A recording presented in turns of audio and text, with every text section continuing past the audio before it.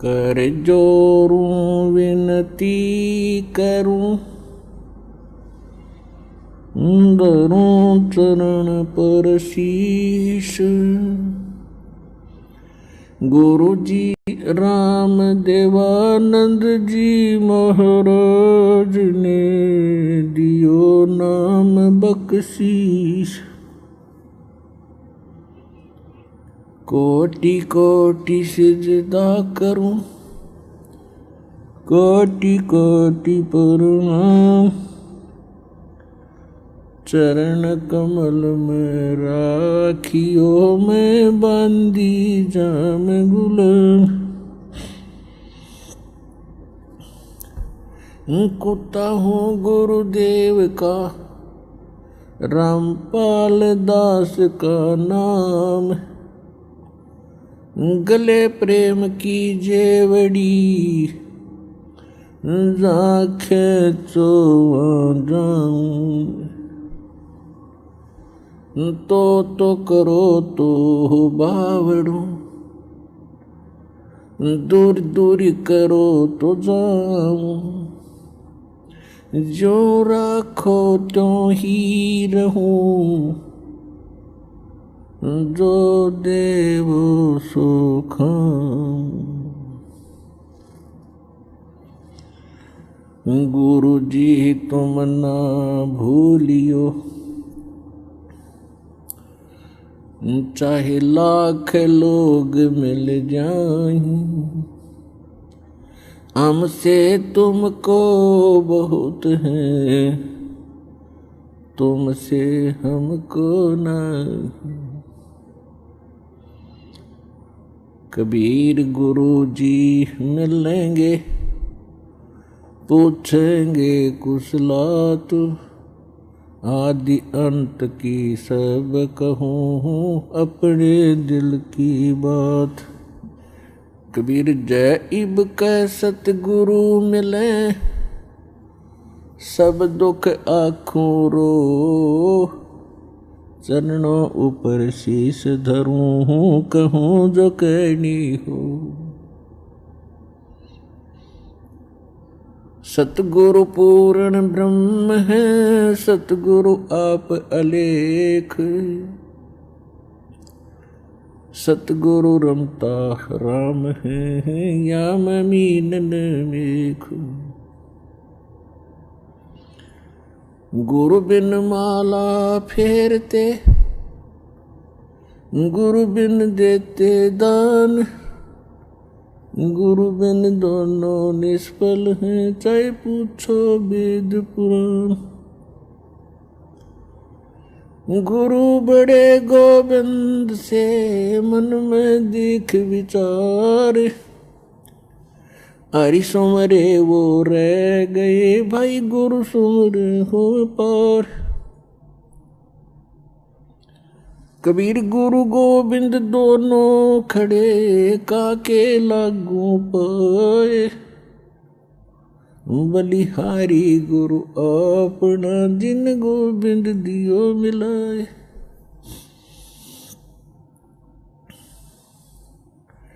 परम पिता परमात्मा पूर्ण ब्रह्म, सर्व सृष्टि रचनहार कबीर परमेश्वर जी अपनी प्यारी आत्माओं को यथार्थ ज्ञान देने के लिए वे स्वयं ही आते हैं। अपने सतलोक से चलकर आते हैं और वो गुरु की भूमिका निभाते हैं। क्योंकि यदि पृथ्वी पर गुरु होते तो परमात्मा को आने की आवश्यकता नहीं थी। पृथ्वी पर गुरु नहीं थे, ये लिटिल नॉलेज वाले गुरु थे, नीम हकीम थे। इन्होंने न तो अपने सदग्रंथों को समझा, इनके पास वो साधना भी नहीं थी जिससे ये कोई अनुभव ठीक कर सके परमात्मा के विषय में। इसलिए गुरु रूप में परमात्मा स्वयं ही आते हैं और वो अपनी महिमा भी बताने की चेष्टा करते हैं कि मैं परमात्मा हूँ, लेकिन वो हमारे गले नहीं उतरती, क्योंकि हमने जो ज्ञान सुना होता है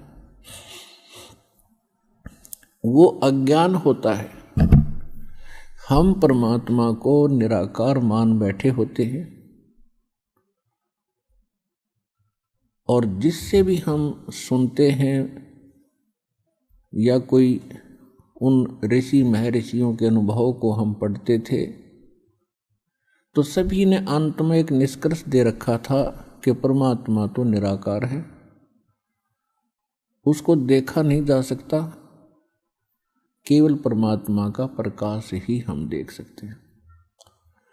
तो विद्यार्थी की इतनी अकल नहीं होती, इतनी बुद्धि काम नहीं करती कि वो टीचर के व्याख्यान पर कुछ टिप्पणी कर सके।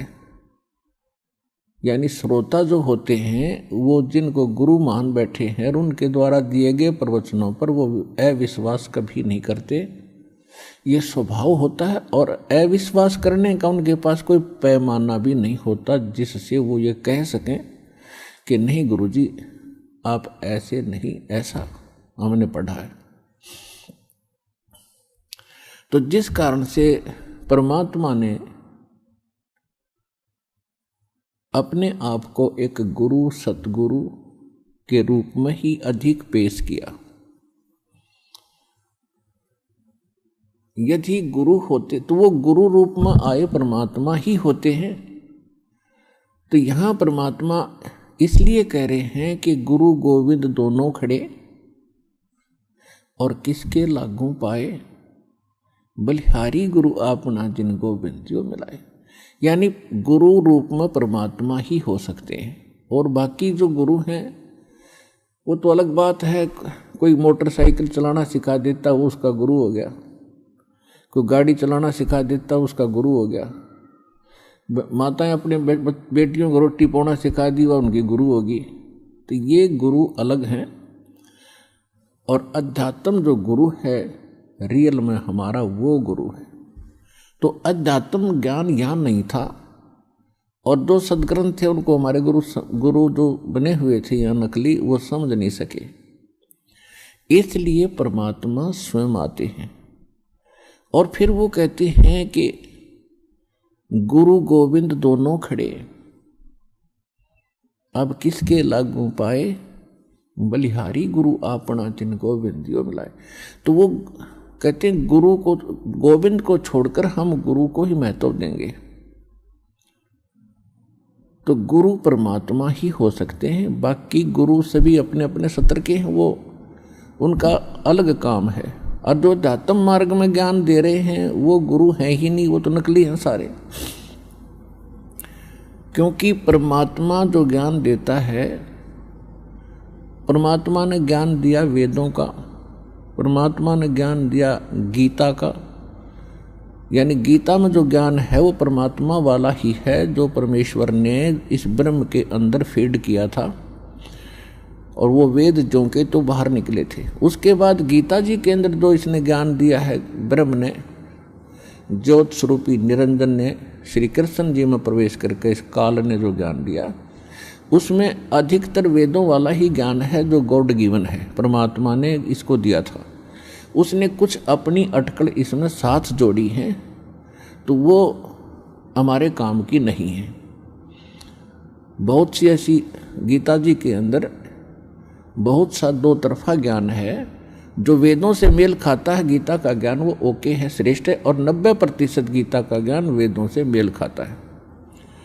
तो कहने का भाव ये है कि जो गुरु हैं वो आज तक ना वेदों को समझ सके, ना गीता को समझ सके, हमारे जो धर्म गुरु थे, और न ही पवित्र इन पुराणों को समझ सके। तो इस कारण से परमात्मा स्वयं आते हैं और वो ही गुरु होते हैं, और जो गुरु हैं ही नहीं, नाम बेशक गुरु का उन्होंने रखा हुआ, और हमने बेशक उनको गुरु मान रखा है, वो गुरु नहीं थे। तो यहाँ परमात्मा ही आकर हमें ज्ञान बता रहे हैं। सतगुरु के उपदेश का लाया एक विचारे, जय सतगुरु मिलते नहीं तो जाते नरक द्वार। नरक द्वार में दूत सब करते खींचा तान, उनसे कबू ना छूटते फिर फिरते चारों खान। कबीर चार खानी में भरमते कबू न लगते पार, सो फेरा सब मिट गया मेरे सतगुरु के उपकार। सात समुद्र की मसी करूं लेखनी करूं बन राय, धरती का कागज करूं गुरु गुण लिख्यो न जाए। कबीर राम कृष्ण से कौन बड़ो, उन्हों भी गुरु कीन, तीन लोक के वे धनी गुरु अग अधीन। परमात्मा ने अध्यात्म मार्ग के अंदर प्रथम जो कड़ी है वो गुरु बताया है, और गुरु के बिना जो साधना करते हैं, मनमुखी साधना करते, वो साधना नहीं है, उनका व्यर्थ प्रयत्न है। इसलिए गुरु बिन माला फेरते, गुरु बिन देते दान, गुरु बिन दोनों निष्फल हैं से पूछो वेद पुराण। गर्भ योगेश्वर गुरु बिना लाग्या हर की सेव, कहें कबीर बैकुंठ से वो फेर दिया सुखदेव। राजा जनक गुरु किए फिर कीनी हर की सेव, कहें कबीर बैकुंठ को चले गए सुखदेव। गुरु की महिमा बताते हुए परमात्मा कह रहे हैं कि सुखदेव नाम के ऋषि को गर्भ में ही, मां के गर्भ में ज्ञान हो गया था कि मनुष्य जीवन केवल परमात्मा प्राप्ति के लिए ही प्राप्त होता है, और हम बाहर आकर के अपने मूल उद्देश्य को भूलकर केवल सांसारिक जोड़ तोड़ में, इन कोठी बंगले के बनानों में ही अपना जीवन नष्ट करके और एक हारे हुए जुहारी की तरह हाथ मसलते हुए चले जाते। जब हम ये संसार छोड़कर चलते हैं तब हमें सब पता लग जाता है कि हमसे भारी भूल हुई। हमने वो काम तो किया ही नहीं जो मनुष्य जीवन का करना था। ये तो पक्षियों जैसे ही काम किए और उसी में सारा जीवन नष्ट करके और फूले फिरते रहे। फिर ये वहां जाके रोता है जीव धर्मराज के सामने खड़ा होकर के, जहां इसका न्याय किया जाता है, इसका हिसाब होता है। तब बहुत रोता है, बहुत पछताता है, इसको पश्चाताप करता है। फिर इसको सब बातें याद आती हैं कि जब तू मानव शरीर प्राप्त करके यहाँ से गया था, कितना शुक्र मनाया था भगवान का, और क्या क्या प्रॉमिस किया था भगवान, भक्ति गणी करूँगा और पेट गुजारा तो आपने ही देना है दाता। तो उस समय उसको याद आती हैं वो बातें। पौ फाटी पगरा भया जागी जिया जून, सबका हो को देत है वो चोट समाना चून। सभी प्राणियों का, जितने भी ब्रह्मांडों के अंदर जितने प्राणी हैं, सबका वो परमात्मा पालन करता है और सभी की उसको चिंता है। क्योंकि माँ के गर्भ में जब ये बालक होता है उस समय ना माता सहाय कर सकती है, ना को पिता का सहयोग वहाँ काम कर सकता है। तो वहाँ पालन कौन करता आपका, वहाँ आपका सुरक्षा करने वाला कौन था? तो वहाँ भी उस परमेश्वर ने ही आपकी सुरक्षा की, आपका पोषण किया। चाहे जुगाड़ कुछ भी जोड़ा उसने, कोई तरीका बनाया, माँ की नाभि से आपकी नाभि जोड़ दी और आपका शरीर पुष्ट हुआ। और माँ के गर्भ में आप बहुत दुखी होते हो, ऊपर को पैर होते हैं, नीचे को सिर होता है, और बाहर आके आप भगवान भूल जाते हो। कबीर साहब कहते हैं, दुख में सुमरण सब करे, सुख मुकुर ना कोई, जय सुख में सुमरण करो, तो दुख कहे को होए। परमात्मा याद दिलाते हैं कि जब तुम पर आपत्ति आ जाती है तब तो भगवान दिखाई देता है, और जब तक तुम्हारे पूर्व जन्म के संस्कार ठीक होते हैं, आपके पुण्य चलते हैं और आप अपने आप को सुखी महसूस करते हैं। वैसे तो यहाँ सुख है नहीं, हम झूठे सुख कोई सुख मान बैठे। कबीर साहब कहते हैं, झूठे सुख को सुख है ये मान रहा मनमोद, जो सकल चबीना काल का कुछ मुख में कुछ बोध। फिर भी जब तक हम सुखी महसूस करते हैं तो भगवान से कोसों दूर रहते हैं। और भगवान की पूजा कैसी करते हैं, महीने 2 महीने 6 महीने में कभी इष्ट धाम पर मत्था टेक आए, शुक्रवार मंगलवार को प्रसाद बांट दिया, किसी दिन व्रत रख लिया।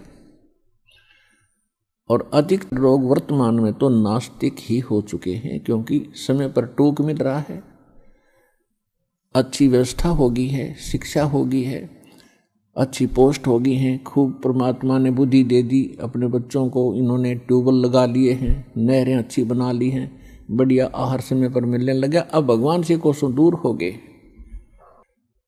और भूल गए उन दुखों को। परमात्मा कहते हैं, इसे सुख के आग लगे जो भगवान ते दूर करे।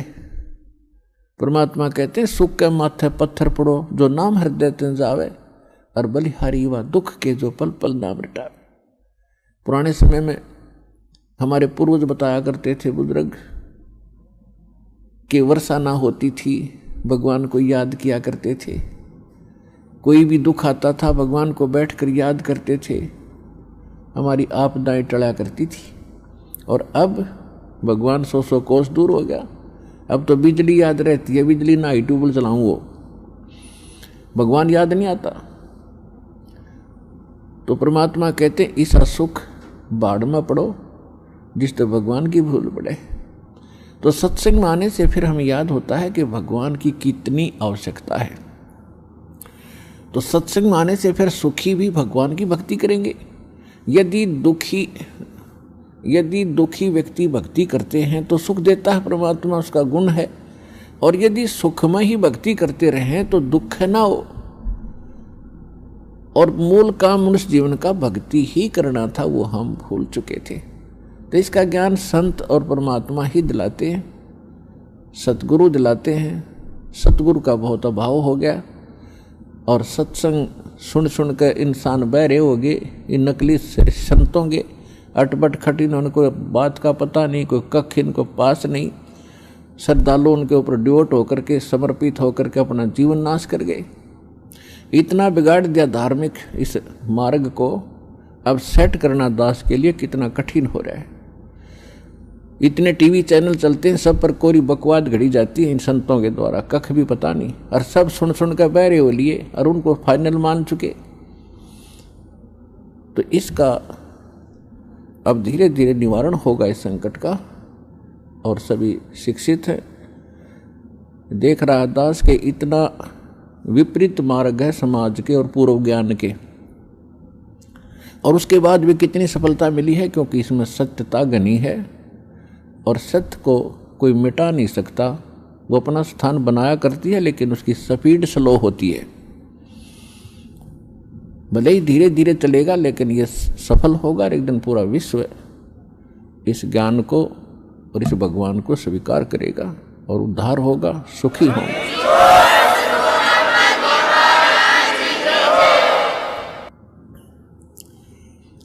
तो प्रसंग चल रहा है कि जब ये भगवान के दरबार में पहुंच जाता है तब इसको सारी बात याद आती है। जब वहां से चला था, मनुष्य जीवन पाकर आते हैं तो सभी उसके साथी बधाई देते हैं कि मेहर होगी भगवान की तेरे पे, और भगवान ना बोलिए, घनी भक्ति करिए, पीछा छुटवा के आना अब के। तो वहाँ से हम भी बहुत खुश होते हैं कि परमात्मा अब को और काम मैं नहीं करूँ, आपको याद करूँगा, और आप जो मस्तिष्क में लिखा वो तो आप देते ही देते हो। ये तो विधान है भगवान का। और पेट गुजारे के लिए आवश्यक काम करूँगा, बाकी समय में आपको याद करूँगा। तो यहाँ आने के बाद इसको इतनी भूल गिर देता है ये काल कि ये पिछला सब भूल जाता है और नए सिरे से इसकी पढ़ाई शुरू होती है। ये तेरा चाचा या तेरी चाची, ये तेरा मामा, ये तेरा बुआ, तेरी बुआ, और इस तरह से फिर इसको पढ़ा करके ये सांसारिक ये मंत्र, माया कैसे इकट्ठी करनी चाहिए, बड़ी कोठी बना ले बड़ी इज्जत हो जाएगी, तो ये नए मंत्र सिखाए जाते हैं इसको। और जब ये सत्संग में आता है तो इसको पता चलता है कि एक काम और आवश्यक था इस मानव शरीर का, जो शुरू भी नहीं किया। तो वहां से परमात्मा के दरबार में जब ये जाता है, इसको सारी बात याद आती है और फिर ये हाथ जोड़ता है धर्मराज के सामने कि हे महाराज, एक मनुष्य जीवन और दे दो, अब के कति नहीं बोलूंगा। धर्मराज फिर उसकी पिछली हिस्ट्री चालू कर देता है। असंख्य जन्म हो गए, हमने मानव शरीर प्राप्त किया, इनमें बकवादों में खोया, और वहां जाके फिर इनमें रोया। तो वो उसकी थोड़ी सी क्लिप दिखा देता है कि ले, तू तो झूठा बहुत है, और पहले भी ऐसे प्रॉमिस तूने किए थे, एक पूरा नहीं किया। उसकी पिछली फिल्म चला देता, देख इस जन्म में मनुष्य जीवन मिला, क्या कह रहा है तू, और क्या कर रहा है जाके नीचे, और आके फिर क्या कह रहा है, एक जन्म और दे दो, फिर दूसरा, फिर तीसरा।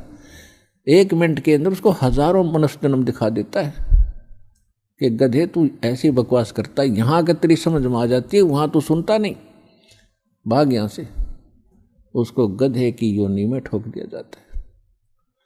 तो पुण्यात्माओं, ये गॉड गिवन स्पिरिचुअल नॉलेज है। अब वो शंका भी समाप्त होगी है, कोई यूं कहे किसने देखा है, भगवान ने बताया करके ये। और इसमें भी कोई यूं कहे कि किसने देखा देखी जाएगी, तो वो तो नालायक आदमी, पत्थर है, इंसान नहीं, वो शैतान है। कहते हैं जब माँ के गर्भ में तू रो रहा था, परमात्मा ने तेरी पुकार सुनी और ठीक ठाक तेरा शरीर बाहर कर दिया, और बाहर आके अब तू भूल गया। कहते उस समर्थ की रीज भुलाई, अब कुल कुटुंब से राता, गर्भ के अंदर बचन भरे थे, कहाँ गई वो बाता। परमात्मा कितने प्यार से समझाना चाहते हैं कि भूल गए उन दिनों को। उस समर्थ की रीझ छुपाई, उस परमात्मा ने तेरे ऊपर रहम किया, खुश हुए और तेरे को मनुष्य जीवन देकर माँ के गर्भ से संकट से बाहर निकाला। नहीं तो बहुत से बच्चे गर्भ में मर जाते, माँ भी मर जाती साथ में। उसकी मेहर से ही तुम ठीक ठाक यहाँ बाहर जन्म लेते हो। और आज भूल गया उन भगवान की उन बातों को कि गर्भ के अंदर बचन भरे थे, कहाँ गई वो बात। तो पुण्यात्मा, दुख में सुमन सब करें, सुख में करे न कोई, और जय सुख में सुमन करे तो दुख का ही कोई। तो सौभाग्य उन पुण्यात्माओं का जो यहाँ आए हैं, जिनके ऊपर कोई आपत्ति है। दास यहाँ देख रहा है कि 80% व्यक्ति भक्त श्रद्धालु केवल दुखी ही आए हैं। कोई रोग से दुखी है, कोई और अन्य शोक है उसको, या कोई अन्य प्रॉब्लम उसके ऊपर आई हुई है। तो आपके लिए वो दुख, आपके लिए वो प्रॉब्लम, आपके लिए वो रोग एक वरदान सिद्ध होगा यदि इस मार्ग पर आप डटे रहे। देखो, एक दिन में कोई वस्तु परफेक्ट नहीं होती। बच्चा जन्म लेता है, आपको खुशी होती है, धीरे धीरे बड़ा होता है, 15, 16, 20 वर्ष के बाद जाकर वो कुछ अपना धंधा करने योग्य होता है। इसी प्रकार आप बीज बोते हो। मान लीजिए आपने आम का बीज बोया, उसकी परवरिश की, देखभाल की, पौधा बना, फिर पेड़ बन गया, और पेड़ बढ़ने के बाद फिर उसका फल लगेंगे। इतने फल लगेंगे कि लदपद हो जाएगा, आप भी खा लोगे, रिश्तेदार भी छिक लेंगे। ठीक इसी प्रकार आज आपको, जिनको आज मंत्र मिला है, उन्होंने आज ये सत भक्ति रूपी पौधा आपने आज बीज बोया है इसका,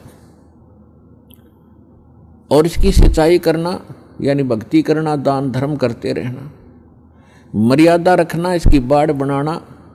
बाड़ बनाने का मतलब है मर्यादा रखना, नियम भंग मत करना। धीरे धीरे रे मना, धीरे सब कुछ होए, माली सींचे सो घड़ा, समय आए फल होए। जैसे माली का मतलब है जो उस प्रोसेस से परिचित, उसका विद्वान है, बाग बगीचे लाने वाला, वो बीज बोता है और उसमें सैकड़ों पानी घड़े डालता है, वाटर पानी के, और धीरे धीरे वो बड़ा होता है। उसको मालूम है, उसको 100% ज्ञान है, वो पूरा उसके ऊपर विश्वास है उसको कि एक दिन ये पेड़ बनेगा। अगर मैं इसकी सुरक्षा ठीक रखूँगा, इसको रोग से बचा कर रखूँगा, और बड़ा होए पाछे फिर देखना मेरे वारे न्यारे कर देगा। तो ठीक इसी प्रकार ये राम नाम का आज ये सच्चा बीज बोया है। आज तक तो आपको आम का नाम लेकर बबूल का बीज बुआ रखा था, और उस बबूल यानी किक्कर की डंडी की आप खूब सेवा भी कर रहे थे। तो बबूल कहता बबूला लगेंगे, आम नहीं लग सकते।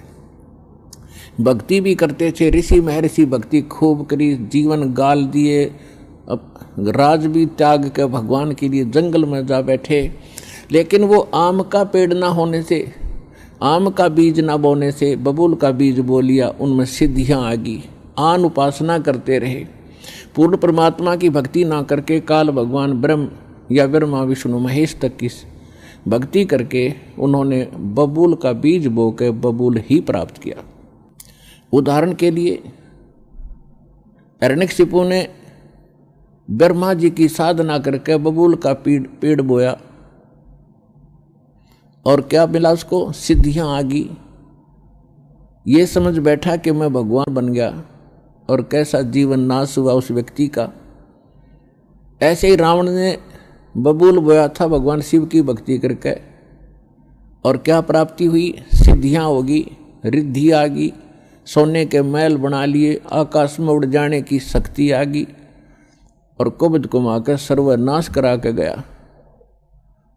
तो पुण्यात्माओं, इसी प्रकार विष्णु जी की साधना करने वाले ये भी शास्त्र विरुद्ध साधना करके अपना जीवन नाश करते हैं, क्योंकि शास्त्र विधि को त्याग कर जो मनमाना आचरण करते हैं उनको न सुख होता है न कोई सिद्धि होती है, यानी सत साधना की सिद्धि, और न ही उनको कोई उनकी गति होती है, जिस कारण से ये भक्ति करके भी अपना जीवन व्यर्थ ही कर गए।